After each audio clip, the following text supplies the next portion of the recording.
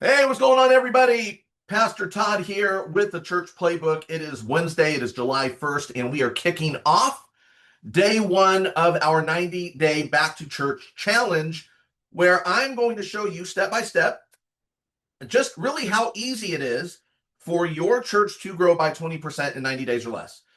And this kickoff call is for everybody.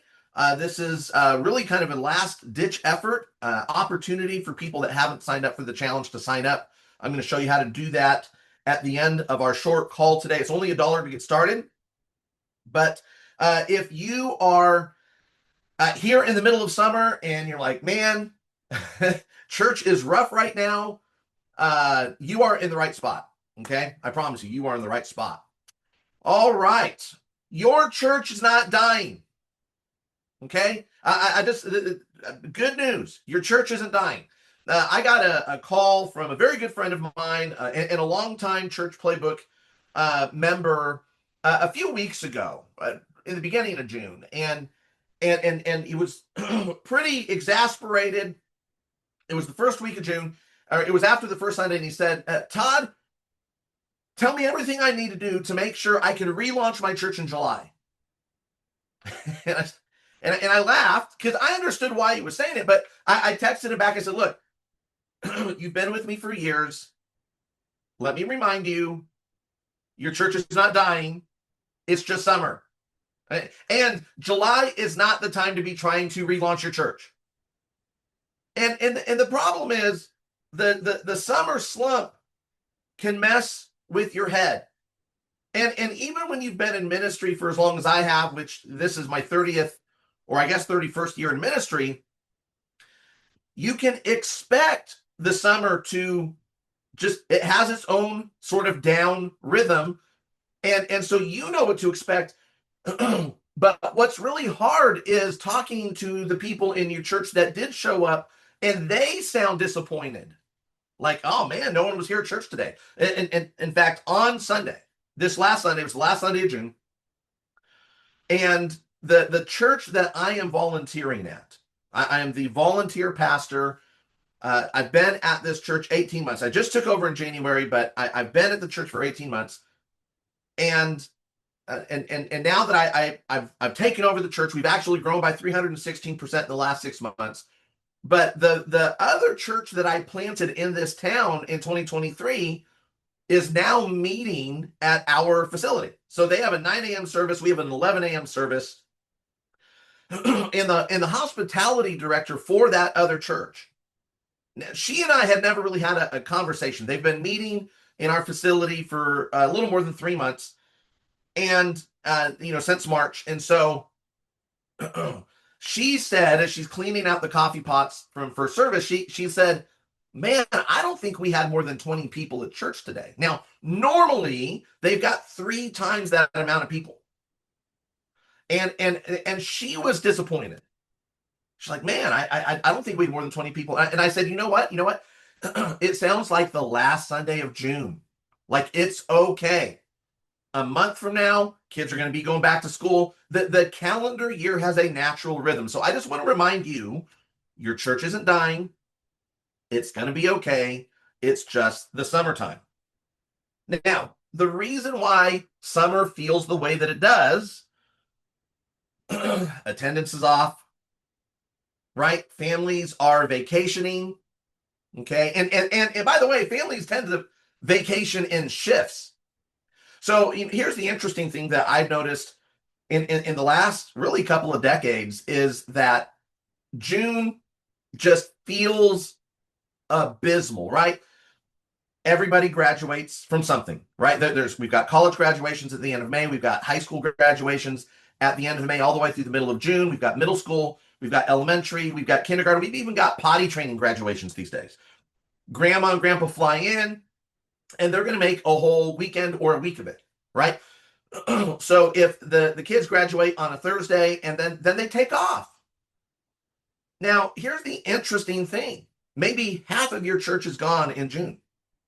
The other half of your church will be gone in July. Now, what's interesting, and I don't know if this is true for everybody. I know it's definitely true for me. is that I get more guests per capita in the month of July than any other month, except for Christmas and maybe Easter. But we get more guests in July. And the reason for that is all of the people in my community that had gone on vacation celebrating graduations in June are back in July. School in my area starts the first week of August. And so now families are trying to figure out what their new routine is going to be in the fall. We've got families that are moving in literally next door to my house. A family just moved in 2 days ago. On the other side of my house, this family is moving out, and I already know the family that's buying this house. So June and July is when everybody's making moves. So attendance is off, families are gone. Your faithful few volunteers are getting tired. Of course, giving, if you didn't have a plan for summer giving in April, you're feeling it right now. And of course, all of that gets read in the room. And so the truth is, even when it's normal, even when your church isn't really, it's not dying, it's not going backwards, it just feels like it is. So now is not the time to panic. But it is the right time to reset. Starting today. Okay? Your numbers in July might match perfectly to your numbers in June. But listen, summer's here, but the fall is coming. And now is the perfect time to start thinking about the fall. Now, here's my promise to you. Okay, listen, I have planted 3 churches. The first church went from 0 to 125. I was 26 years old. And because I didn't plant a mega church in 15 months, I was an idiot and shut the church down, and with my tail between my legs. Now, my second church, okay, which, by the way, I swore I would never plant another church again. And of course, the Lord, I think, just sort of chuckles at that. But my next church that I planted to 6 years later, we went from 0 to 900. And in fact, that is the window of time where I originally wrote the church playbook. And if you don't know my story, I tell my story in the book. But that went from 0 to 900. Then COVID happened, and then I was like, I'm really done. I'm retired. Then we moved from San Diego to Texas, and in this tiny little town that I'm in, one church shut down. We thought another church was going to shut down. So as a labor of love to the community, and everyone was coming to me like, hey, are you going to start a church? So we started a church, but I said, listen, I'm only going to do this for 12 months. And I was there for 15. I handed it off to the associate pastor. And that's now the church that is sharing our facility. But we went 0 to 250 in 100 days. Okay. Now we are rehabilitating a church that was about 6 months away from closing down. There were 12 senior citizens, all in their 70s and 80s. And so here we are volunteering. You know, we love these people. But since January, our attendance has gone from 12 to 50. So we've grown by 316% in the last 6 months doing what I'm going to show you. And my promise to you is, if you will run one clear play a week. Listen, I'm a football guy. That's why there's a reason it's called the church playbook. I coached football for 20 years. I'm going to give you the plays to run. And not only will momentum in the fall become possible, it will be inevitable. And listen, you don't have to be out of the house 5 nights a week at the church in order to make it happen. Okay. In fact, I want you out of the house less nights a week. All right. One play, 1 week, one action. All right. So listen, summer is not the verdict, right? And I mean, we show up on Sunday. And in fact, the number one thing I tell pastors is, listen, we don't quit on a Monday. Okay. But you know, we look around the room, it's less than half full. we bring our calling into question, and we falsely think, man, our church is losing momentum. Listen, the truth of the matter is, and this just from Big Brother here, the summer slump feels worse than it really is. Here's the thing I learned from John Maxwell years and years and years ago. He calls it the law of momentum. And the truth about momentum is this: When you have momentum on your side, things actually look better than they really are. When you do not have momentum on your side, things feel worse than they really are. And listen, we don't have momentum during the summer. Not typically, right? So take a breath. Your church isn't dying. Your church isn't falling apart. It's just the summer, okay? and here's another truth I want to give you. More events are not going to fix the problem. More events are not going to fix a problem. In fact, I was on vacation. Listen, I always take vacation in June. I do not want to be at the church in June. It messes with my salvation, right? I get other people to preach in June, and I took 2 weeks off, and I watched. I'm not going to go into it right now because this isn't a part of the script. I promise, for those of you that are in the 90-day Back to Church Challenge, we are going to go over this. I found, because of a movie I was watching, it made me do some deep digging. And by the way, this is one of the few things I thank God for AI, because it is the best research assistant. And so I watched a movie because I'm on break, right? I'm on vacation. It made me think of a question. I went to multiple platforms. I gave it some prompts. It gave me, now listen, I've been doing this 31 years. I'm very well read. I'm well written. I love talking about the mechanical side of why things grow, the organic ways that things grow.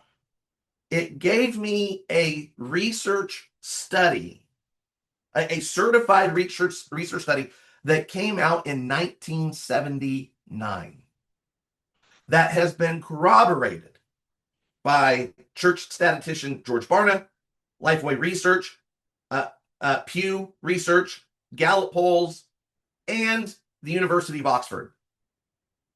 A forgotten study in 1979 that shows the number one reason why people will stay at your church. Okay, now listen. And again, if you're in the 90-day Back to Church Challenge, I'm so excited about this. We're going to break this thing apart. But the reason I bring this up is because sometimes we think, man, I've really got to load up the calendar with outreach events to get people to come back. And that's not true. You don't need a fuller, bigger calendar. You just need a clear plan. You just need, I'm going to do this by the grace of God, then I'm going to do this by the grace of God, and then I'm going to do that. Okay. So we don't need a bigger fall calendar. We just need a clearer fall plan. And by the way, I love this line here at the bottom. A full calendar is not the same thing as momentum. All right. And I just want to bring this, to the forefront. July 1st, today, is the perfect starting line. Okay. If you're thinking, man, church is rough, I don't even want to be in the room right now. Why am I even doing this? I can't even think about the fall right now. I'm just too depressed. And time out. Your church isn't dying. Your church isn't going backwards. It's going to be okay.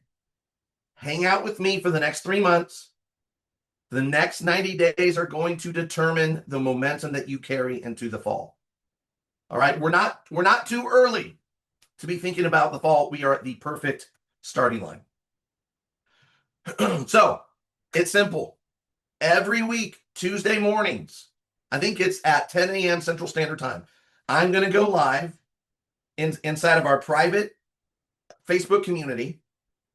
I'm going to give you one play. Every week, one action. And you are going to report back as a form of accountability to everybody in the group. Hey, I did it. Okay. This is not complex. It's not complicated. One thing every single week. And I promise you, your church will be at least 20% ahead of where you normally are. Not summer attendance. Okay. Before summer, at 20% ahead of that. If we get to hang out for the next 90 days. And listen, it's 20% sounds like a lot. And you know, I hate that we even have to qualify this, but we're not just chasing numbers, right? This isn't about just getting bigger. Okay, you know, every number has a name. Every name has a story. Every story matters to God. Every story is a person that Christ died for. So if you average on a weekly basis 50 people, 20% growth is only 10 folks. And that's 2.5 families, right?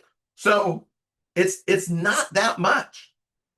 Like I said, I said we've grown by 316% in the last 6 months. But from 12 to 50 isn't that much, right? And I'm starting all the way over. when I was in San Diego, man, I had multiple full-time staff, part-time staff, interns, residents. I was just telling the story the other day about, every Monday we would get all of our follow-up stuff done in the church. And I had staff members, and now I'm the staff member, and I'm not even getting paid for it, right? But if you got 50 people, we're only talking about 2.5 families. Okay. If you've got 75, we're talking about 3-4 families coming to your church and sticking at your church. And again, that study in 1979, when I tell you about what it is, it's going to blow your mind, because it's not just getting them, it's about getting them to stay. And this research study from 1979 shows how to make that happen. Every number has a name. Every name has a story. Every story matters to God. Now, what is inside the challenge? It's where we're going to store your 13 weekly plays. It's where we're going to store the weekly teaching. It's where I'm doing live Q&A inside of that private Facebook group. It's where we are going to hold each other accountable. We're going to celebrate the wins. I'm even going to be giving away some fun prizes. We're gonna talk about the rhythm of the summer and the beginning of the fall. And it's just, listen, it's a clear focus for the next 90 days. Okay. A lot of this is going to live inside of the private Facebook group. Now, I've got a website where all of it's going to get stored. But Monday, we're going to announce what the action step is for the week. Every Tuesday, I'm going to teach you about how to do it. Thursdays, we're going to celebrate the wins. And I'm going to be sending out little reminders over the weekend. And then I want to celebrate again on Sunday. Like, go into the group and say, hey, this is what happened at church today. And it doesn't even have to be a big thing. We just want to celebrate what God is doing in all of our communities. So now, if you lead a church under 200 people, this is for you. But listen, if you lead a church of 400 or 600 and you want to grow by 20% by the end of September, this is for you too. This is for you if you are tired of banging your head up against the wall wondering what to do next. If you're tired of being distracted by the shiny object syndrome, okay, this is for you if you're ready to build momentum going into the fall season, which, by the way, listen to me. Your church is only going to grow 20 Sundays out of the year. I don't know if you know this or not. Your church is basically only going to grow about 20 Sundays a year. Now, the biggest window of growth is from Easter Sunday to somewhere between Mother's Day and Memorial Day weekend. Okay, that's the biggest window of growth. The second biggest window of growth is the fall. Okay, so if you're ready to build momentum in this window where people are more likely to try your church out and stick around, this is for you. And listen, I thrive off of accountability. Like, I want somebody to ask me, hey, did you do the thing that you said you were going to do? Hey, Todd, did you make your workout this week? Right? Hey, Todd, did you do all the follow-up for the new folks that came to your church? Hey, Todd, did you do what you said you were going to do? And this, if you're like that, if you want accountability, okay, this is for you. This is not for people that want more information. This is not for people that want more theory. This is for pastors who are ready to do our slogan, our motto here at the Church Playbook, and that is this: run the play. Okay. I'm going to call the play into your huddle. It's on you to run the play at your church. Okay. But if you're just like, well, I want to learn, this, or I just want to see what this guy has to say, or no. This is for pastors that are ready to get to work and see the Great Commission fulfilled in their community before Jesus comes back. So 13 weekly plays, weekly teaching sessions, live Q&A every week, that private Facebook group, accountability, celebrating wins, being in line for some weekly prizes, reporting, and a clear 90-day focus starting today through the end of September for $1. For $1. This ain't about the money. This is about your commitment for $1. Okay, now here's what I want you to do. And in fact, here's what I want you. I want you to go to frontoffice.church. Don't go to the challenge yet. Write down this web address. But I want you to go to frontoffice.church and sign up. It's absolutely free. It is a church management system specifically designed for churches under 200. I built it myself. I use it every single week. You will see me use it every single week throughout this challenge. All right? You can import your database. It does automated follow-up. It does. You can send mass text and emails to your congregation. But here's what I want you to do. I want you to go to frontoffice.church, and I want you to sign up for free. Once you get in there, you will see a button that says 90-Day Back to Church Challenge. Click on the button, pay your $1, and then you'll already be inside of front office, and you'll have access to the challenge. Now, when you sign up, you're going to get an email with the link to the Facebook group.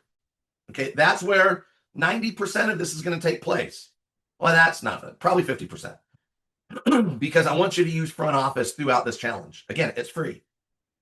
Get in the group, introduce yourself, write down your 20% goal, and then this week, we're going to run our first play. Okay? All right. Questions, comments, concerns? I know we've got some people in the group right now. Go ahead and put your questions in the chat. Let me know where you were watching from.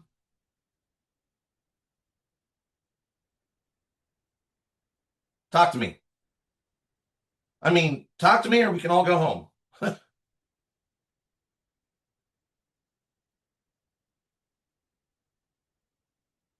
Maya, hello. Have you done this in an urban community, lower socioeconomic demographics? Maya, the majority of my longtime customers are in very urban communities, very multi-ethnic, diverse communities. Yes, 100%. Here's the thing about the church playbook. It does not matter what your denomination is, okay? It doesn't matter if you are rural, suburban, urban, downtown, metropolis, because this is all based on the 6 biblical principles found inside of the church playbook. So, and you're in Philly? Yes. Absolutely, this is going to. Man, I got a lot of churches in the Philly area, in Pennsylvania. The gathering is Leap in Idaho Falls. Oh yeah, Alipio. Yes. Nick is in North Carolina. Jeff is in Alabama. Church is averaging 150. That's great. 30 to 40 of those are in children. Yeah, those are good. That's a good ratio. Jeff, that's a great ratio. When I started helping out at City Church in December of 2024, and nobody in my community even knew that this church existed because it's at the end of a residential cul-de-sac, 2 streets behind the biggest elementary school, 1 street over from the only high school in town. Literally nobody knows that they exist because they are hidden. And I got a tour of the building, and remember, the pastor just turned, the founding pastor just turned 73. The only other elder in the church was 83, and he gave me a tour of the building. We walked by the nursery, and he put his hand on my shoulder and said, Do you know in the 22 years that we've been in this building, we have never had a baby in the nursery? We had our first children in service Easter 2025. We had 29 people, record attendance, in 2025. We had 74 on Easter Sunday this year. We had a 2-year-old, a 6, 7, 8, and 10-year-old. The next week, because the way that we did church back then is, my wife and I were actually doing music, but the founding pastor would do prayer request time. One of the 80-year-olds stood up and turned to the other people in the room weeping, and said, "You don't know how long we've been praying for children in this place, in this church." They're surrounded. They're 2 streets behind the biggest elementary school in our city, and they'd never had a baby in the nursery. So God has been doing some amazing things. But Jeff, my point to you was averaging 150, 30 to 40 of those being kids is actually a great ratio. Way better. Now, our ratio is getting better now. But I would say that even though we're averaging about 50 people now, we're maybe between 10 and 20% children. So, you're about a third, with children. That's a great ratio. Maya's averaging 60, so that's great. So listen, this app, frontoffice.church, is absolutely free. And we don't have time for me to go into all of it right now. Again, if you join the challenge, you're going to see me using Front Office every week. If you're already a Church Playbook Academy member, the Academy is now inside of Front Office. So you'll have access to that. If you're an Academy member, you'll have access to the texting and the emails. But Front Office by itself is still a very powerful, though small, software tool. Does all of your follow-up automatically for you. I still send, here's my pen. I still do handwritten notes every week. But now I've built an AI secretary that I can talk to on Telegram, and in fact, let's see here. I'm not gonna. So what happens is that someone will take pictures of the connection cards for me, and then I open up Telegram, and Ethel, I don't know if Ethel is my AI secretary. I upload the pictures. She automatically adds them to the database, and then they automatically get followed up with. So, I'm not sitting there like typing in a bunch of data entry stuff, because I'm not fast enough. Now it's just taking and uploading pictures. It's all done.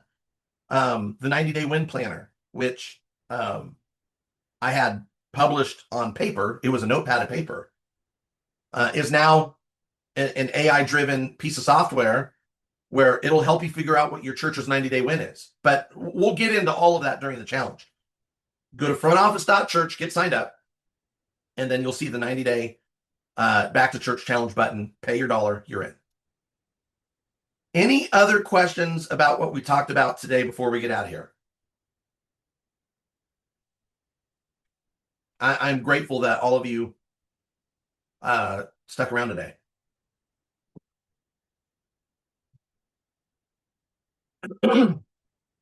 My goal, excuse me, is to get to an average of 200 people by January of 2027, and then have the ability to hire a full-time pastor.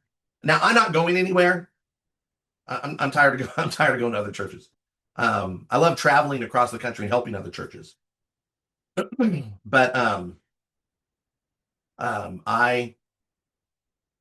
we want to be able to hire a full-time pastor that's younger than me, that can do this 15, 20 years if they want to, if God calls them to that, and lead the next generation, next couple generations of this church.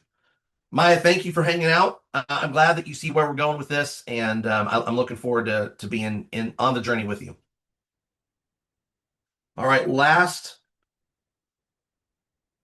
call.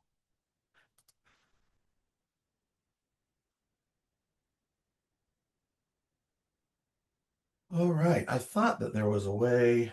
Okay, well, God bless you guys. Make sure you check your spam folder when you sign up. You got to get that link to. In fact, I'll try and make sure it's in the challenge area inside of front office. But that's where I'm going to be carrying on this conversation all week is inside of that Facebook group. But God bless you, and we'll see you soon.